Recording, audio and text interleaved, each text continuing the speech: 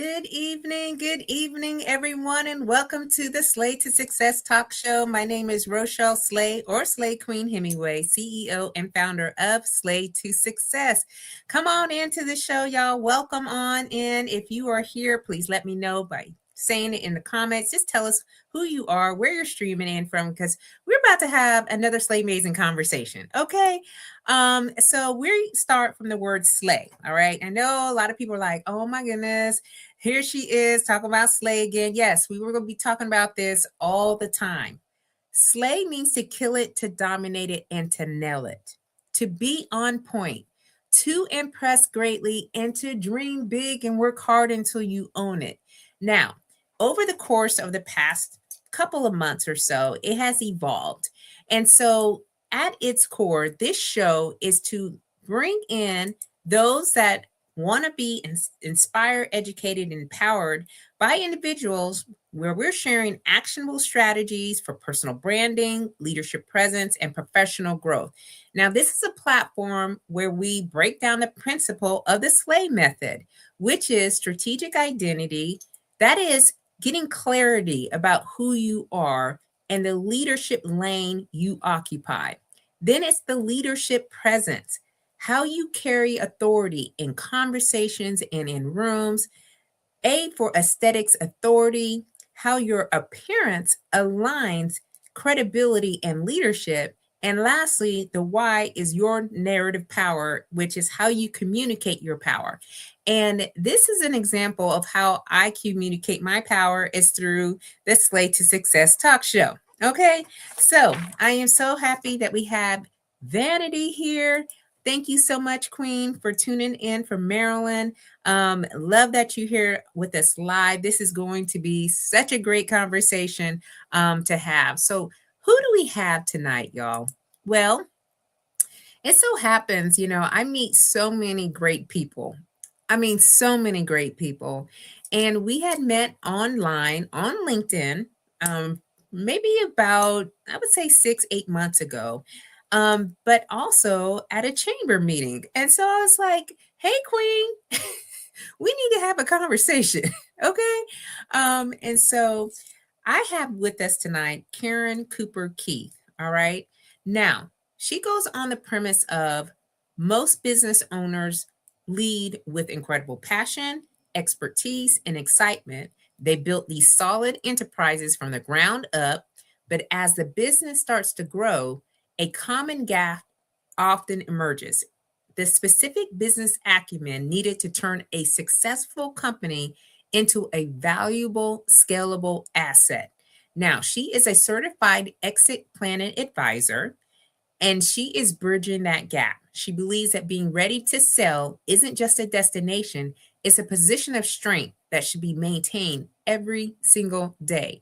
Now, her approach focused on the often overlooked intersection of personal and business readiness. To create true synergy for success, business goals must be in a strong alliance with personal values. And when these are out of alignment, growth feels like a grind. When they are synchronized, they create a legacy that is both profitable and purposeful.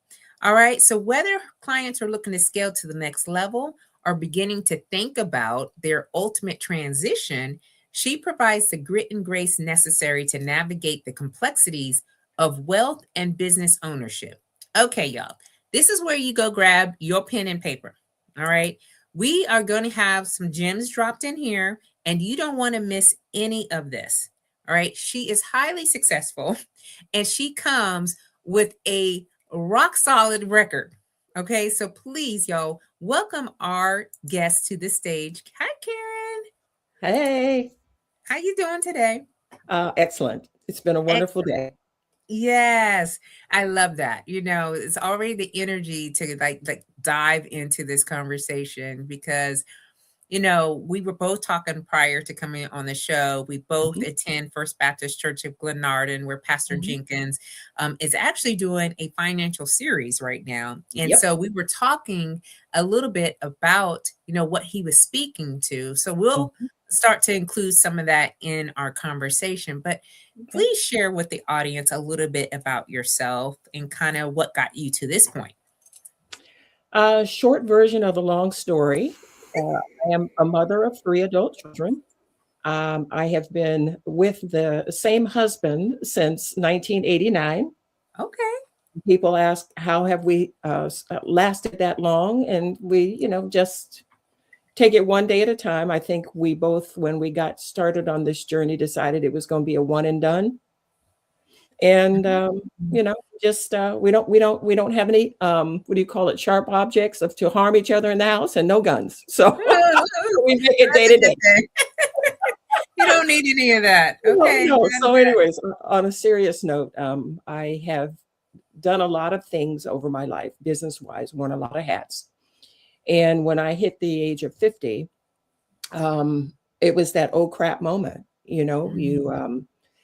You serve your children, you serve your family, you serve your community, you serve on your job, you serve all these different, wear all these hats. And then you look up and you're at the age and stage where you need to make sure that you can survive as head toward retirement. And it's that oh crap moment.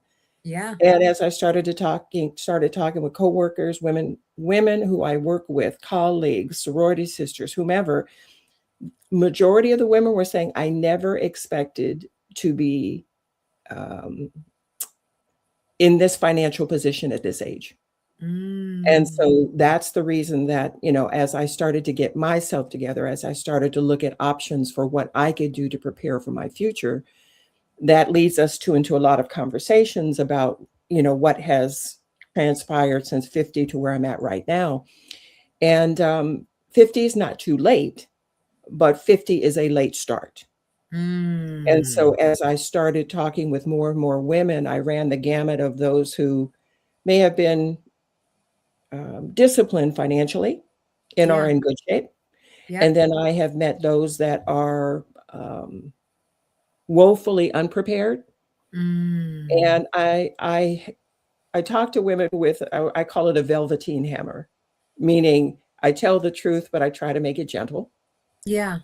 But sometimes I can help and sometimes I can't. So that's kind of where I've evolved to over time. I'm excited about what I can do with the new certifications that I have. Um, a couple of statistics, probably more than 75% of businesses that start fail. Mm-hmm. And I really believe that, applying this personal readiness, just like Pastor talked about today, if you understand and learn to manage your finances when you begin a business, you then begin to operate your business differently. And I've learned that lesson a long time ago. And so a lot of knowledge that I do have comes from experiences. And Yeah. so that's sort of me in a nutshell. Well, I absolutely love this conversation. I think it's taboo for many, and you work specifically with women, but it's really a taboo. Um, you know, how much money you got in the bank, how much money you got in savings, how much money do you have in check? Like people aren't open to disclose because they're embarrassed. You Mhm, get to our age, and I'm over 50 as well, mhm. and that's more than half your life, because who knows how many more years you'll get after that, Yep. of where you can start to build your finances. And if you haven't really started, like you said earlier, there is a steep learning curve. It's a steep hill to climb to get Yep. there. So Yes. tell me a little bit about your stories, about you having your experiences with monies and the ups and downs and the in-betweens. And I know this is going to help or inspire others as they now start to look at their finances. There have been very specific moments in time where I have had uh, larger than normal sums come into my life. The first time was when both parents were deceased, my father first and then my mother. And Mhm. when mom passed, I'm from Los Angeles. Okay. So they owned their house for many, many years. Yeah. And so at the end of the day, this was back anyways, at the end of the day, there was a lot of equity. Yeah. And so when we sold it, my sister got half, I got half. So that was the first chunk of money that I had ever gotten in my life. Mm. And so it wasn't squandered, but I didn't put any away for me. We Mm. paid we paid off debt, and it paid for Christian school for the twins, and it paid for middle school and high school for the oldest child. So when it was all said and done, again, I didn't take any of it to save for me. It all went to the family. So that was the first one. Okay. The second one is when we sold one of our properties. We had another chunk of money. And again, because of this peak and valley, no debt, lot of debt, no debt, lot of debt, mostly a lot of debt. Yeah. We, by the time we paid off everything, there wasn't a whole lot left.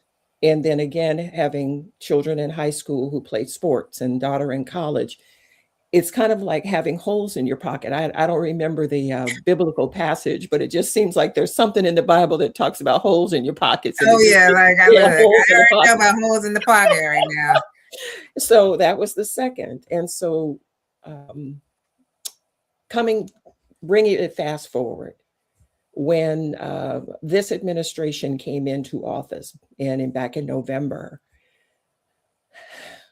I said, and I'm like pastor. Sometimes I have a really bad cussing spirit. Yeah, right. So I said, these folks are not going to take me out at this age. They're just Right. not. And so we have had 8 mortgages. We had 7 rental properties and our house, 8 mortgages. Mm. And anybody watching that has real estate, I listen to people sort of touting the benefits of being a property owner. Oh, you need to buy property. You need to just and for those that haven't done it, or those like me who've done it for over 20 years, it's more than a notion. Mm. And so I pretty much dragged my husband kicking and screaming in 2025, and we liquidated 5 of the 7. Mm. And I just said, I'm not doing this anymore. The juice is not worth the squeeze. Right. Where we have put out more money than we've brought in, and Mhm. I'm tired. I'm Yeah. just, it's a young person's game. So that was the next wave of money coming in, but we had so much debt Mm. that the first transaction wiped out real estate debt. The second transaction wiped out credit card bills. So the third transaction was where we finally got above the watermark. And the fourth transaction actually put us on a positive.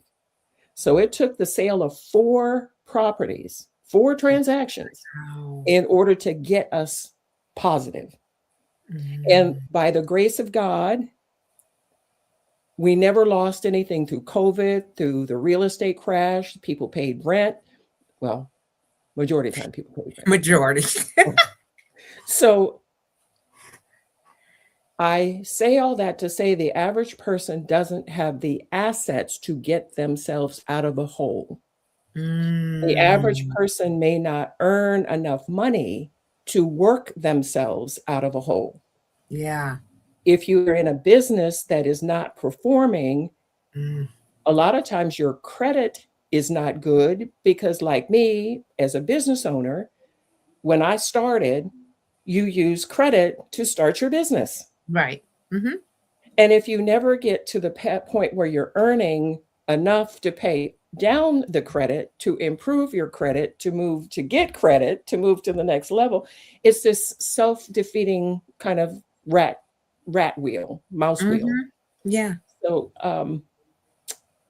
only by the grace of God that Yeah. we were able to acquire the properties, and that we were held on to them, that we had the assets to get us out. So I don't know if I answered your question, but Oh it's yes, been you did.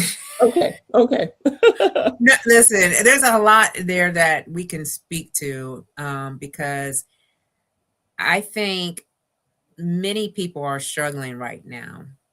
Yeah, a And lot. there's a lot that you have said that is very resonating. especially when it's, you're starting a business and you're not even quite sure how you're going to get anything paid. Get all excited about, like, I got the LLC, I've got, the process, I've got Mhm. what it takes to actually get a client, or, build the product or service or whatnot.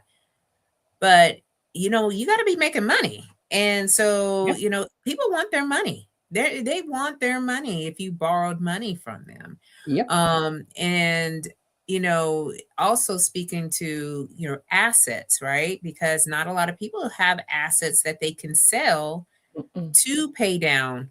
their debt. Nope. And we were in the same predicament. My mom, so when my dad passed away, me and my mom had to sort out all the rental properties that my dad had and was flipping over. And they had their big house, and she could not maintain the big house because it was an older home with all these repairs that needed to happen. And we made a decision that we've got to sell these properties. We've got Mhm. to, get you into a home that you can afford, and that you feel comfortable and it's not breaking down. Like, but if you are not in that type of mindset of understanding, we hold on to things, right, that are not serving us well financially, you Mhm. know. Mhm. And I agree. Like, sometimes people, we're just paying just to pay childcare, we're just, or we're having a job just to pay childcare, or we're having a job to pay for, the trip that we want to take, which is, there's nothing wrong with that. But if you are in debt, right, Yep. how are you going to pay that debt off? Yeah. So, at our age, it could be this is the juncture for when you decide, like, what do you do, right? And Mhm. I know you also shared with me, because we were talking through about, you know, we like to show what we got, right? The car, the house, Yep.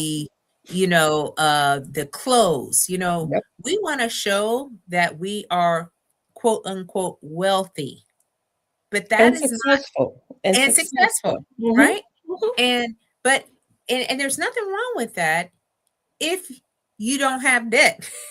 If you don't have a high amount of debt. And so, okay, Glenroy is here. So I do want to say, welcome to Chevy and to Leslie. They came in, they're here live with us. And Glenroy, you have been MIA for a little bit, but I am so glad that you are here with us this evening, because he's always bringing a lot of great wisdom with him as well. And him and I served in the military together. Uh-huh. So he was in Vegas. So he said, did you and your husband utilize trust, LLCs, escorts to hold your properties? I'm interested because my wife and I are in the midst of forming all of the above to form protections.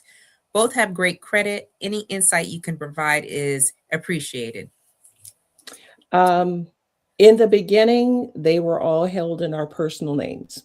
Mm, Um, I will say, by the grace of God, we never had issues. We were never sued, mm, just by the grace of God. yeah. So we put them into LLCs sort of halfway through. I would say at the 10-year. No, it was earlier than 10 years. Maybe after 4 or 5 years, we put them in LLCs. Um, the way we structured them could have been better. They were not, we had, I mean, we've had up to 12 properties.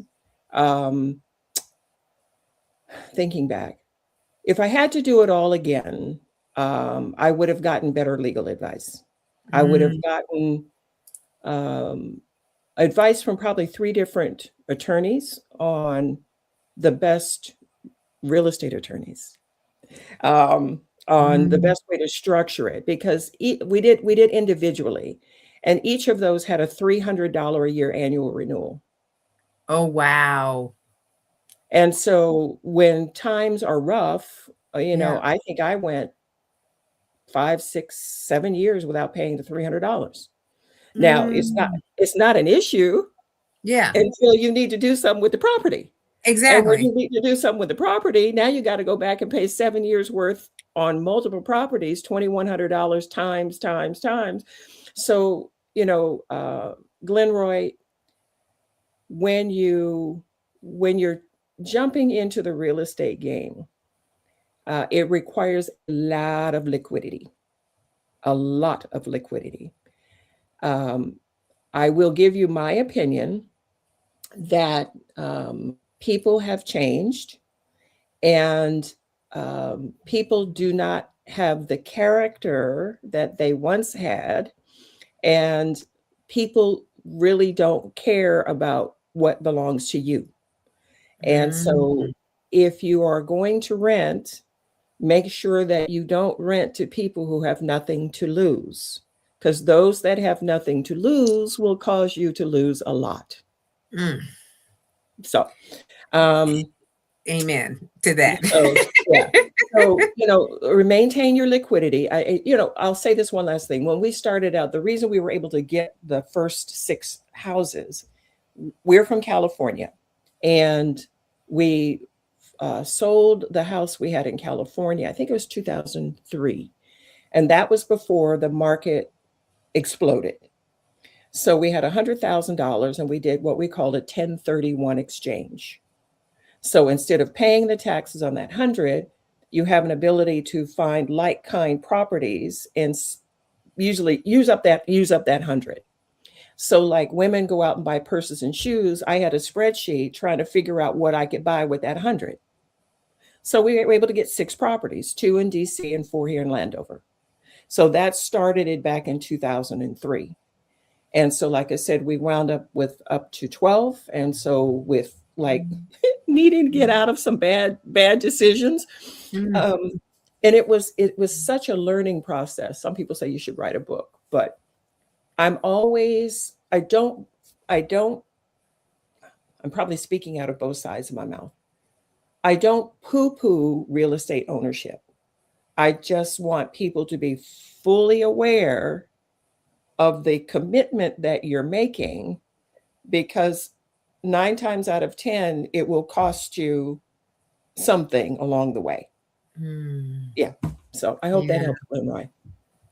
Well, I just learned a lot just by you explaining that. I was like, yeah. Okay. Yeah. Like, because it is, one more thing. Go ahead. We did find a company, sort of a roundabout way, that set up a trust, but it wasn't until 2025, early on, when we were trying to sell the property, trying to do some things with the properties, that we realized the trusts were trash. They were like useless. We got taken by one of these companies that, and so again, make sure that you do your due diligence and make sure that you meet. It may cost you a little bit, but just meet with a couple of different people and educate yourself so that you won't have to unravel some mess that somebody else created because you didn't know. Yeah. So anyways, go ahead. Yeah. But I appreciate you sharing that and being very transparent, because there's all this cliche of, buy these properties, right? Get things put in your name, and there's costs to everything, especially for homes and properties, right? So I know that this is one of those things that is a risk. It could be a huge risk, but when you get yourself so far into debt, of having to maintain or take care of these properties, is it really worth it, right?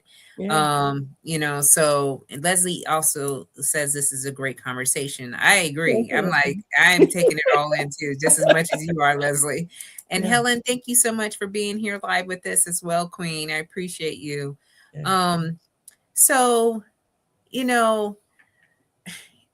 again, at midlife, right? Where you have had children, right? Children may have gone to college, not gone to college, maybe they're in a trade, or maybe they're still living with you, right? Because that's the times that we're living in right now. And then there is life events that happen. Your parents pass away, because as we age, they're aging, right? You may Mhm, become a caretaker. mhm, You know, you have a divorce or a separation, or something significant happens in this mid life that we're in, where it affects your finances, mhm, right?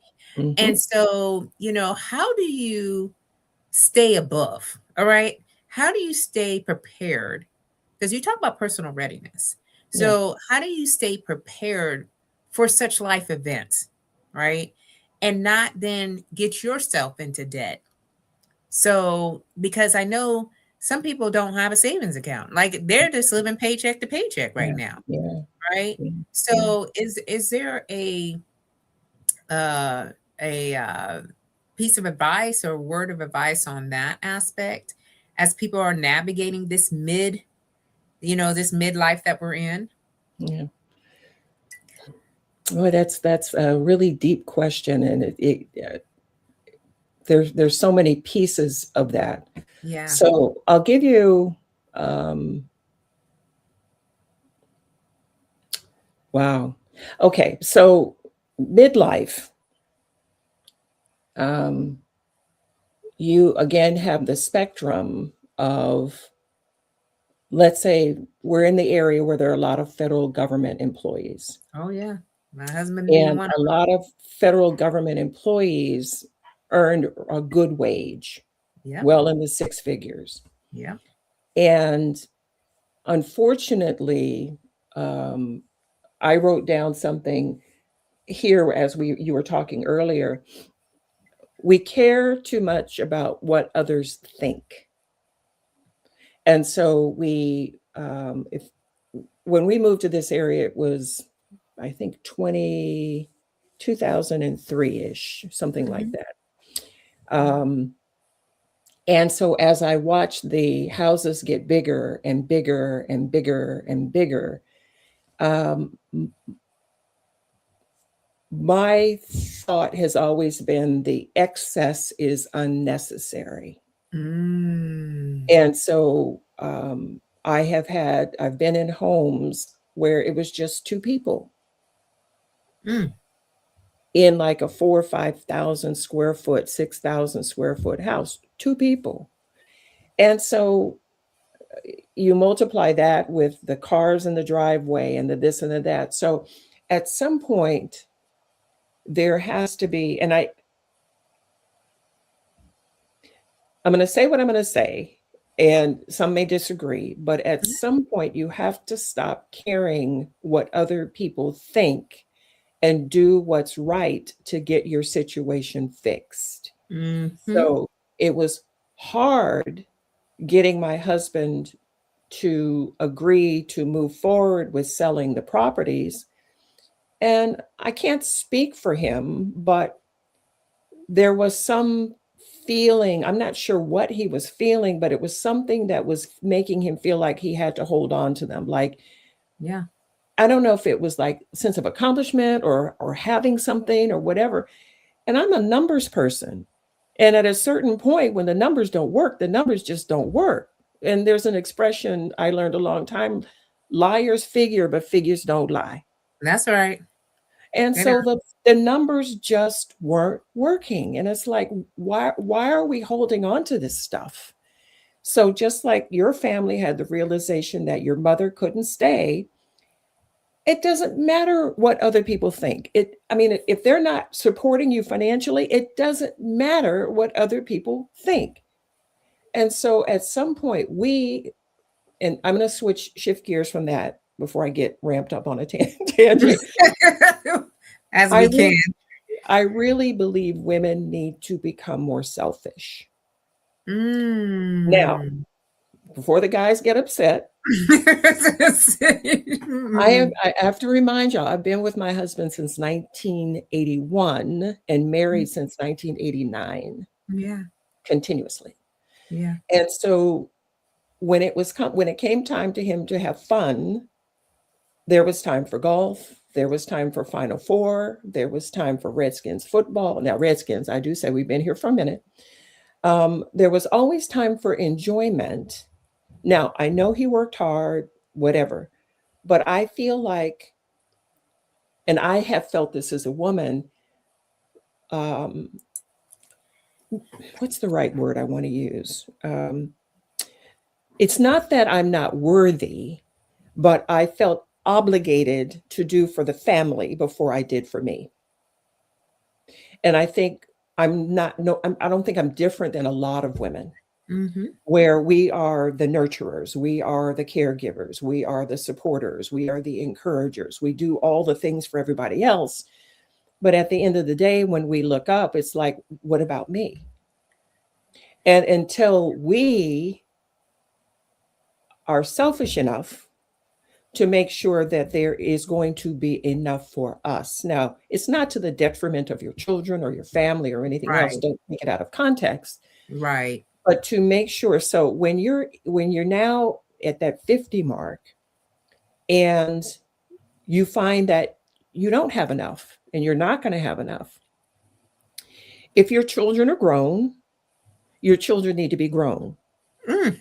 If your children have children, you may want to consider what your commitment is to raising their children, your grandbabies, and what you're going to do and not do. And it doesn't mean that if your children like are really, really struggling that you don't try to help. But that's what Pastor was talking about today. Yeah. Don't co-sign. Don't co-sign. Do not co-sign. And don't do other things like, I have seen grandparents pulling money out of their 401ks and they're this and they're that.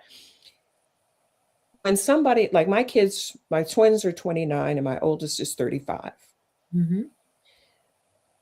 And at the age I'm at, I don't have time to rebuild. No. I don't have time. So we have to be creative on how we choose to help, um, or if we are going to help. Mm-hmm. And it's a hard thing to say because I have three children. Our middle son just moved back in with us because he was out of work for a while, Mm-hmm. but he's back to work. Yeah. And so I told him today, I said, we have this house and we have resources to help you do what you need to do. I want you to take advantage of the fact that we at this point are not asking for rent, not asking for utility money, not asking you for a lot so that you can take this time to get your foundation. Yeah. And this is what family does. Yeah. But you have to figure out how you can help without um, destroying your financial future in the process. Yeah. So, Yeah. And again, I think it's a very difficult thing, especially when it comes to your children, yeah. to know where you're at financially in your life. And we are so good at taking care of everyone else. All Mhm. right. We as women, that's what we do. Like you said, Yeah. Come on. nurturers, caretakers, encouragers, supporters, and so forth and so on.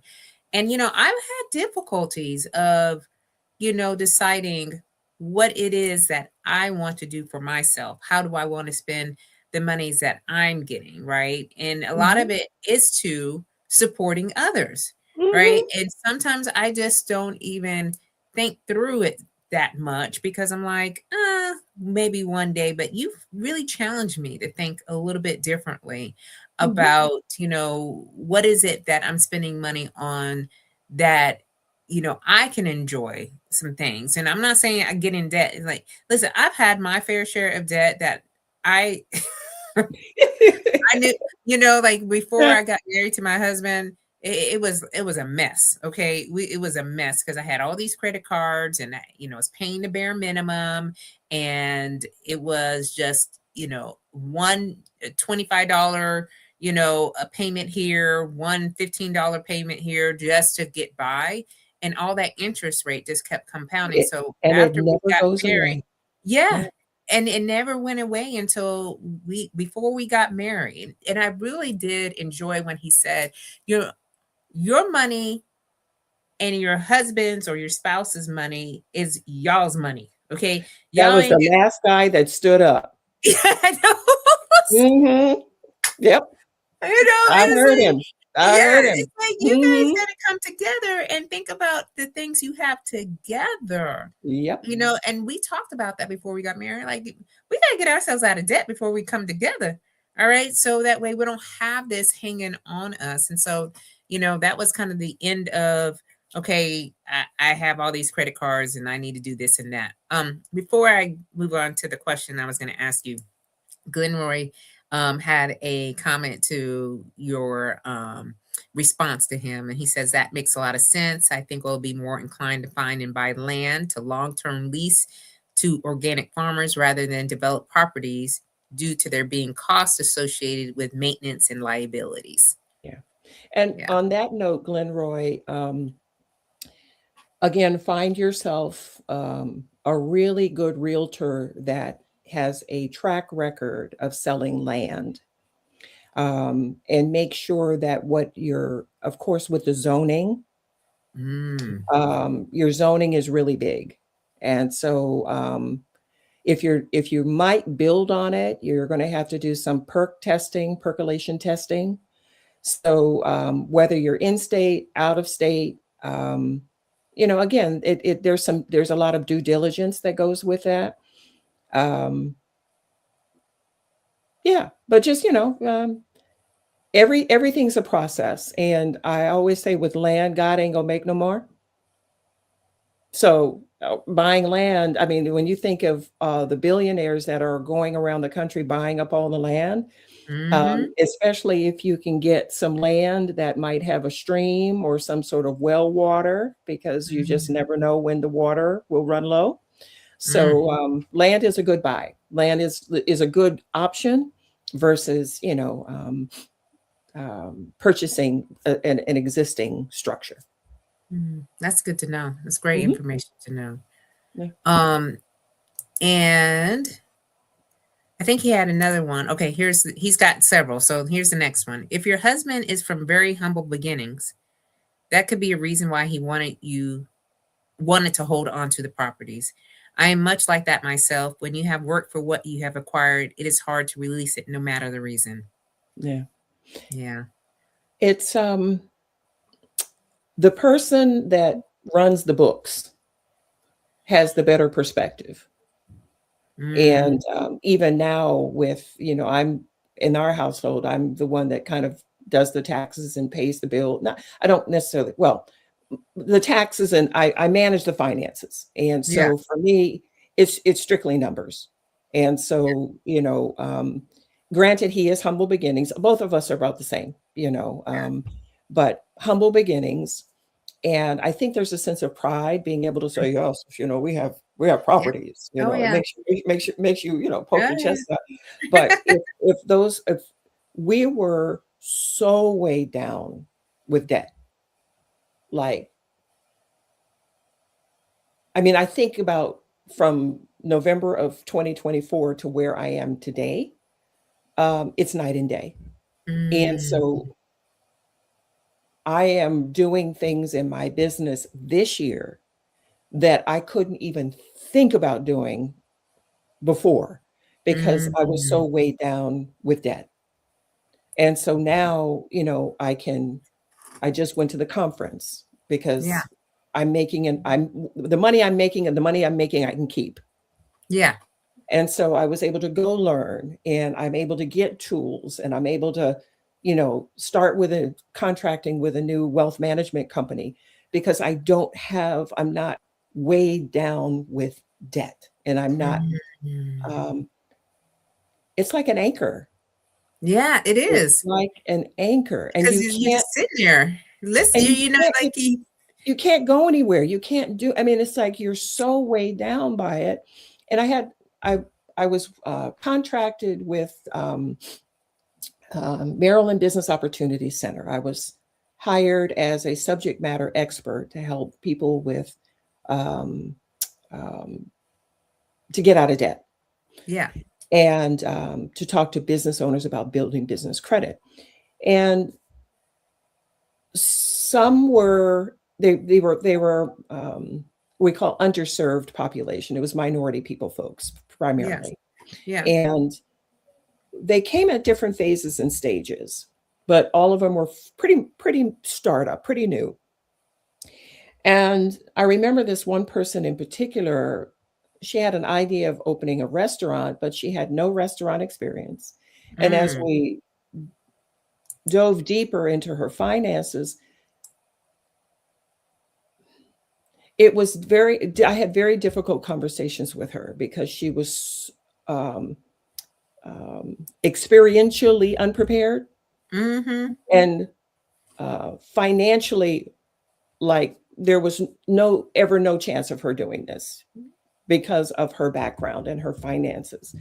And so anyone I talk to, um,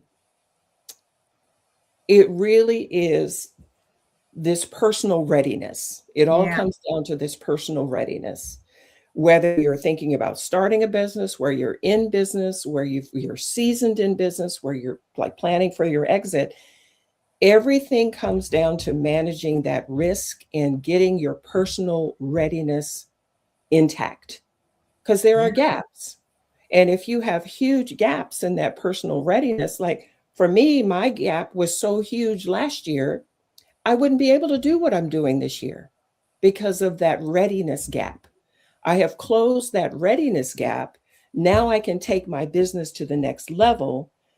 But again, I happen to have the assets to eliminate like large amounts of debt. Now, I didn't talk about the school loan debt. We Mm. have school loan debt over $300,000 at Wow. this age, at this age. And so that Wow. took me about 90 days of calls to the government student loan people that we owe to really get a grasp on what do I need to do to get this under control. Yeah. And so I was going to refinance that.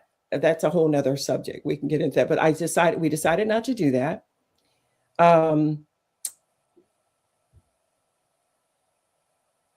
It's okay. I'm going to put a pin right there because that's a whole nother subject. But Yeah. anyways, I have a plan on how to deal with that because after, I think it's 2020, I forget how many payments, the loan is discharged. After X Mm. amount of years, the loan is automatically discharged. And I Mm. asked the guy, I said, so the federal government doesn't give you anything for free. No. And he says, no, what will happen is if you never paid after, let's call it 25 years, after 25 years, it's discharged. That unpaid balance now is considered earnings. You will be Mm. taxed on that Yeah. as your earnings because you didn't pay it back. So if I never paid it back, let's say it's $300,000 at whatever ordinary interest rate, 24%, 32%, because it's you add 300,000 to your income, that takes you to another tax bracket. Mm-hmm. So there's a got you every way. And so I finally got somebody on the phone that told me, okay, your first loan, if you pay X amount of dollars, that pays the principal and interest. On the larger portion, you have to pay X amount of dollars, which is the principal and the interest. That will stop it from going up and your payment will go down. So Wow. I have worked that in my budget. Yeah. But all of this, I have to laugh. You don't realize how much it takes to get old. Yeah. Look, I don't know what you're talking about because I do know what it takes. You watch people. You remember when we were young, we used to see people on the porch in a rocking chair, and they're just old. They're just old. They're just in the rocking chair. They're just rocking with the dog next to them on the porch, and it seems so easy. This stuff is hard. You got to worry about all these different, and now the federal government's taking away the Medicare and messing with the Medicaid, and you don't know what you got, you don't know what's going to happen with social, and it's like it's enough to make you lose your mind. Yeah, it is. So, anyways, I digress. I hope No, you I didn't hope I'm like, digress. I mean, I think that's like an important topic to insert there because mhm, things are evolving quickly. yeah. And this is to do with our livelihood. Oh, Things that absolutely. we have built up to this point, may be affected in just one swoop of a pen, because Absolutely. somebody thinks that, that we don't need this or you don't need Mhm, that. mhm. And so that's what really makes things a lot scary for people as they age, because we're not making a whole lot of money like we could have when we were younger. Sometimes I had two and, outside of being in the military, I remember having two and three jobs. So it's just like, we're not at that point where we're trying to work that hard. Our bodies can't keep up with that. Yeah. And Glenroy is really just pushing all of this in here, and I love him for it because it's like giving us some things to really um, to look at. He said it is all right to help your children, but you cannot allow your help for them to become a disabling entitlement. Yep. There are moments that people have to feel a bit of pain in order to understand what they have to do to become afloat and sustain their own progress. Yeah. Amen to that. I Yeah. agree. You Yeah. know. Um, Absolutely. and then he said his rule about debt is if I can't pay it for it outright, I can't afford it. Granted, this is an opposite thought of what we are led to believe. Credit Mhm. is a tool and should be used as such. It shouldn't be used as the core of the plan of any venture. She brings up student loans. If there are veterans on tonight with 100% PNT service connected disability rating that have student loans, make sure you forward that information to the loan holder to have your loans wiped. Yeah. And And that yes, yeah. um, and and Glenroy, I'm glad that you put that in there, and so that Mhm. could be on there in the chat for people to when they come back and for the replay, Mhm. because I know Chevy, she just went through that process and got hers, um, you know, for her daughter wiped. So, Yeah. um, but there's ways, but this is about having the knowledge, right? And Having the that's what it comes down to. Yeah, and a lot of people aren't financially um savvy. They're not their acumen is a very low or low IQ of finances Yeah. because how do you learn about money? We learn it from our family, right? How did your mom or dad or whoever was taking care of you when you were younger, what Mhm. was their relationship with money? How did they view money? Yeah. Okay. And so now you're talking about, credit cards and loans and, you know, Mhm. financing and all Mhm. these other different pieces, which is they're overwhelming, if anything, to kind of Mhm. understand where you're at. So I truly believe that we need to be talking about finances all the time and Yeah. normalize this because so many people are scared right now about where they really actually are and they don't know what to do. I think a lot of it is what the word you had used earlier. When I sit down with women, I don't have many clients, male clients. So when I Yes. sit down with women, exposing your finances, and women will understand this analogy is equal to having a GYN exam. Mm, I mean, that is the most personal thing that you can do. And when you're sitting down and having to expose your mistakes, mm, expose your lack, if that's the mm, case, expose poor decisions, expose lack of being prepared, mhm, it's embarrassing. mhm, And so I always preface what I'm doing is look, this is a judgment-free zone. Because, child, I have been there, I have done that, and I got a drawer full of t-shirts. mhm, And so if you aren't ashamed of facing it, then you can try to fix it. mm, And you've got three things. You can figure out how to make more money, And I always tell people the internet is the great equalizer. It is the great equalizer. And it doesn't matter your age, it doesn't matter where you live, as long as you've got internet, you can figure out some free way or really low entry point way to make some money Mm-hmm. legally and morally, Yeah. ethically. Yeah. Um, and so make more money. Um, I don't believe many people will be able to retire at 65. Mm. And so that number, and really retirement is not, okay, I don't look forward to retiring. Yeah. I look forward to not having a W-2 where Right. I can do the things that I want to do when I want to do them. Absolutely. I Yeah. enjoy being busy. I enjoy working. I enjoy this whole process that I'm in right now. So, do I want to stop? No. Will I eventually stop? Yes. But when you're in a zone where, like you're impacting, you're making a difference, this is sometimes tiring, but it's not hard Not and hard. it's enjoyable. It's And you meet enjoyable. great people. Yeah, you do. And, and so all of this is like what you, if you're blessed enough to be able to create something like this, I even tell my kids, don't chase money, chase your passion. Yeah. And some people may not agree with that, but I feel like, and Pastor talks about it a lot with your spiritual gifting. Yeah. If you find your spiritual gifting Yep. and you can figure out how to monetize it, honey, you are unstoppable. Unstoppable. And I think we are entering an era. I have a book on my shelf called The End of Work. Uh-huh.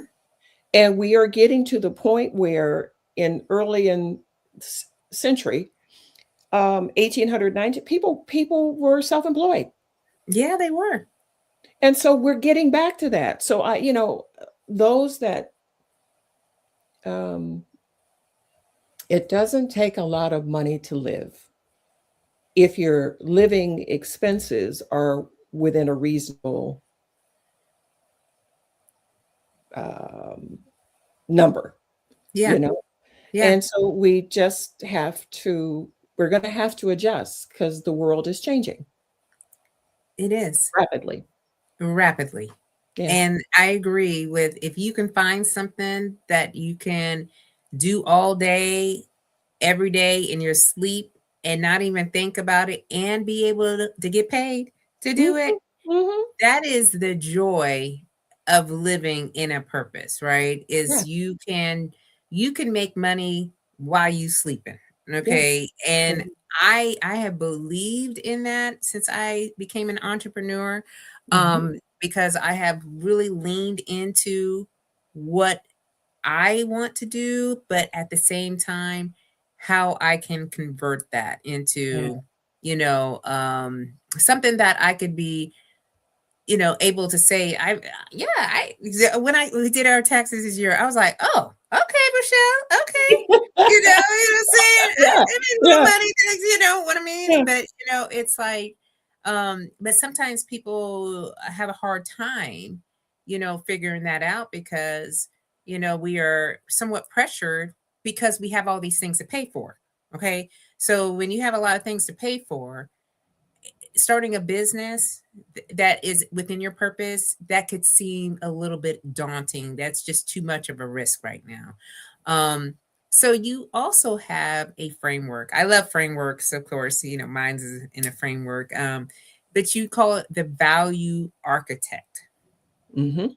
right? So can you share just a little bit about that and why you made it, and some of the ways that people can start to see themselves a different lens from maybe where they're at right now and they want to change a little bit in their finances. The value architect, that wording is sort of tucked into the certified exit planning.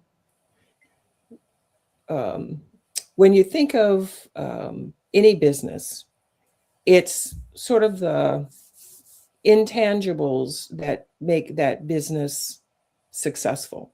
Mm-hmm. So you have, your culture, and that's your employees, it's your mission, vision, value, your purpose. And there's several other intangibles that make up that value of the company. And so a company is really more valuable when the owner makes themselves less needed. I don't Mm-hmm. know if I said that right. So I the more the business understand. runs independently of the owner, the value increases. But you need the structure, you need the culture, you need the systems, you need all that stuff working like a well-oiled machine so that the owner can be out here sort of in that 30,000-foot view, like a conductor conducts an orchestra, but you've got the different people working on things independently, but the owner has set the precedent and the people are responding to that mission, vision, value, and the processes are so tight and right that it runs independently of the owner. And so when you're thinking of that word, that really is how the first step in the certified exit planning process. Now, if you don't have all that, if everything is dependent upon you to run the Mm-hmm. business, you have created a high paying job. Mm-hmm. And so when we can sit down with early stage entrepreneurs and have them create that level of autonomy and create those systems and culture and all that kind of stuff within their business, they can carry that forward as their business grows. And so what they're doing is they're creating their exit from the very beginning. Mm. And Yeah. so when you have your personal readiness, meaning you've got your insurance in place, you've got all your de-risking in place, you've got, a structure to pay yourself so that you won't be struggling with money. You have all these things in place in the very beginning. So as you grow, all of these can grow with you at different stages of your business. And we call it always being ready. So if Mm-hmm. something happens in 3 years, 5 years, whatever, that if you've learned these fundamentals early on, it keeps the wheels from falling off. If, like, we call it the D's, the death, divorce, disability, disagreements. If any of these occur, and these are things we can't control. Right. And so if any of these occur along the way, if you've built it with this intentionality to make sure that over time you build it where it's independent of you, then at any point over time, you are in a position to consider selling. And you're selling it at a premium, not at a loss. Yeah. Yeah. And you Yeah. asked something else in that I missed the other part of what you were saying, but that's where that terminology came in. Yeah. Oh, well, thank you for explaining that because, not too many times do we think about that in that way. All right. Again, we just want to go and start the business and we're just, like hustling, Yeah. and doing all the things, which is part of the journey. Mm-hmm. So, Mm-hmm. but there will be a point where, if it's growing, the clients, products, services, whatever that is, you're going to have to figure out a way to sustain that.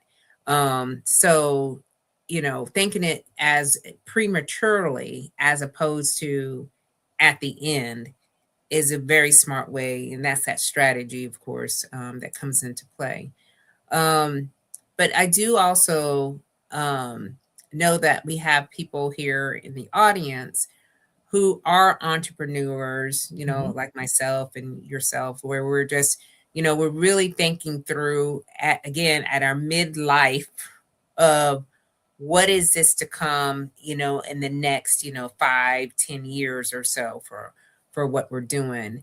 And so what would you say like your goal is, okay, within the next, 5 years, let's just say 5 years, um, as to what would your ideal view or vision would be for your business when it comes to women, okay, because that's who you're working with, women in business. So what changes, or what are some things that you're looking forward to create impact on? If I can, I don't have a particular number. I'm working on my metrics right now of what would be an ideal number for me, women business owners to have served or had conversations with, because everything starts with a conversation. It does. And, everybody's not going to do business with me, and I may not be everybody's cup of tea. Yeah. So let's say if I break it down, just to simple discovery calls, having, let's use round numbers, 10 a week, 40 a month, just meeting women who run businesses. And I will have to quantify the size, but even if you're small, medium, large, having conversations and really being able to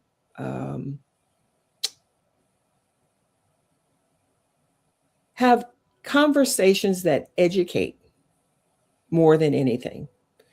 If I can increase the success rate of, let's say, just 5 to 10 businesses a year, if because of my interaction with them, it shifts the narrative and allows them to thrive and have their business grow and be a success story, I will feel like I will have accomplished my mission over Yeah. time. And when I was at the conference, there are mergers and acquisition professionals, there are wealth management managers, there are business advisors, there are all kinds of different folks that are in this space. And one gentleman who's actually in his 80s, I was surprised. I knew he was mature, but I didn't realize he was that old. And he was saying just last year, he had a client. Let me rephrase that. I'm not sure when they started the process, but last year she was able to sell. And she wanted to sell, as she put it, with grace. She didn't. She wanted to make sure her employees were taken care of, and she wanted to make sure that she set up a lot of stuff because she was at a valuation that was so far beyond what she expected. But when the certified exit planning process works, it increases the value by multiples. Yeah. And that's why it's so important for business owners to understand how to create that value from the very beginning. Yeah. And so if you understand how to create that value, then that gives you a foundation to really build something solid. But you have to have a team. You have to have an attorney, an accountant. You have to have a lawyer. You have to have all these really smart people. Yeah.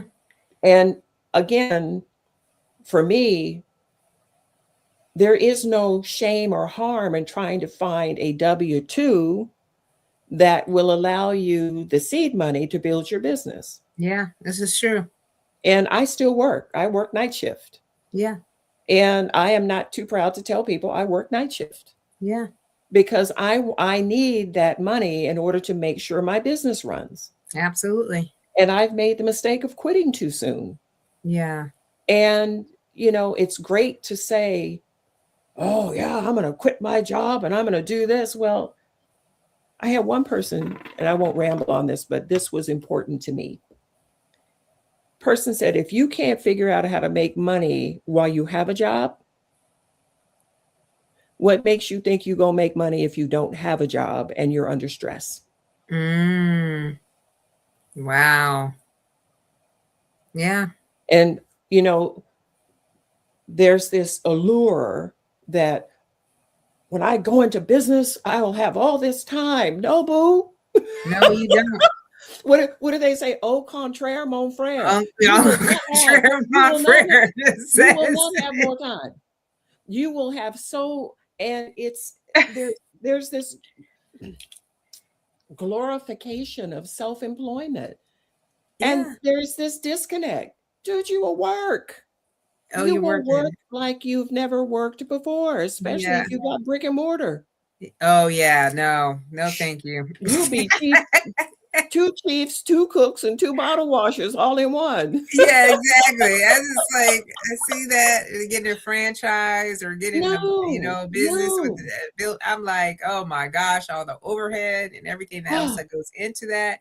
I no, just cannot, right? no. So So, unless you like to live in debt, which some people don't mind that. They don't mind I that to just keep racking up. So I was like, oh no. no. Yeah. So, it's the service piece. And I'll give you one example. Just on the personal financial side, a woman who's not in business, who just needs to get her finances together and needs advice. You'll see these folks like, I'll give this an example because I've just seen this on the TV in the last week. Edward Jones is one Yeah. big financial wealth Yeah. advisory company. Yeah. And they say in the bottom like trailer, oh, you need $500,000. And, a lot of people don't have that. So where do they go? Who gives them advice? And so my feeling is 30-minute conversation is not going to hurt me. An hour conversation is not going to hurt me. If I can't help you, I'm going to tell you I can't help you. Yeah. And I'm going to make a strong suggestion as to what, based on that short conversation. And if you're being transparent and telling me the truth about all the things you're saying, I'm going to give you a recommendation based on the conversation we've had. Yeah. And if I can help, I can help. If I can't, I can't. Yeah. If I can help, it will require a second and third and fourth conversation, but it's always a conversation. And it's never a pressure to do anything that you're not ready to do. Yeah. Because it's not my money. Yeah. At the end of the day, it's not my money. I think that, this conversation, because we're, a little bit past the top of the hour, Yeah. but it was a great conversation to have. Lots of information that you shared, and just a good way to kind of challenge, and maybe even reset some people who are just been thinking about like, what am I doing? I need to like get it together, right? And I love that you pitched this whole thing on, the embarrassment and maybe the guilt and maybe the shame that we may have over this, Yeah. money situation. Yeah. Many people are having it. Okay. Many people are going through it. But the thing that it separates those from others is that they made a decision and started to create a plan for themselves and execute this plan so that way they can get out of the debt that they've been in. Yeah. So I really do and I enjoy this entire conversation. And so before we leave, all right, I would love for you to share any final thoughts. Where can people find you? If they're interested in talking to you, having a conversation. So let me know, let our audience know, so that way we can start to follow you or start to, pick out the little things that you have shared that we can start to use in our daily life. I have a website, and Okay. my company name is PINN, PINN, Cooper, COOPER, financial.com. I am on LinkedIn under Karen Cooper Keiths. Those are the two easiest ways to find me. Everything starts with a conversation. And so I don't have any prepackaged plans or prepackaged products or all any of that. Everything is really just a conversation. Yeah. All right, awesome. And as well, what are your final thoughts before we leave for tonight? And I have one more question for you after that. Really, I believe it comes down to identifying everybody. I think most people realize what they need to do. Yeah. It's just facing what you need to do. Mm-hmm. And nothing is going to be easy. Nothing is going to be instant. We didn't get into debt. Well, you can get into debt real quick, but getting out of debt is like losing weight. It's a long-term process. And you've Yes. got to start today. And that is controlling your spending. You know, I have been in a position where I use one credit card to pay another credit card. I've used this, that, but I have a strategy to try to get myself to start whittling things down. And if I use one card to pay a different thing, then I took that cash to pay something else down. So if you need to sit down with somebody and develop a strategy. Prayer works. You got to, I mean, you have to have an enormous amount of faith that you were here for a reason. You heard the information for a reason. Nothing happens by accident. Yeah. And stop, last thing, stop caring what other people think if others aren't supporting you. Get yourself together. Get yourself together and start today. I love that. Yeah.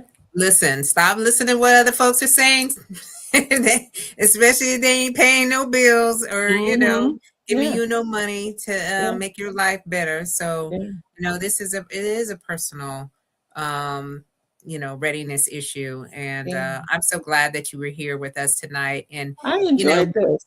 I did too. I was like, you know what? We could probably be talking here on and on and on, but I know, y'all, and I'm watching the clock too. So I know, right? I was like, these clothes on this couch over here is calling me, so I gotta fold up clothes before I go to bed tonight. But thank you for inviting me. You're absolutely welcome, and thank you for your yes. I really do appreciate you. So I asked every one of my guests this final question because, it intrigues me because I think at this age you start to think a little bit more deeper about the meaning of life, and really, doing things intentionally. So my last question to you is, if God gives you 80 years and you decide to have a birthday party on this 80th birthday and all your family and your friends are there, what would you want your family and friends to say about you? It really comes down to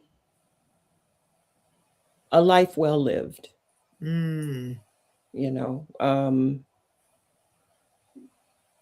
How I may have impacted people in a positive way. Yeah.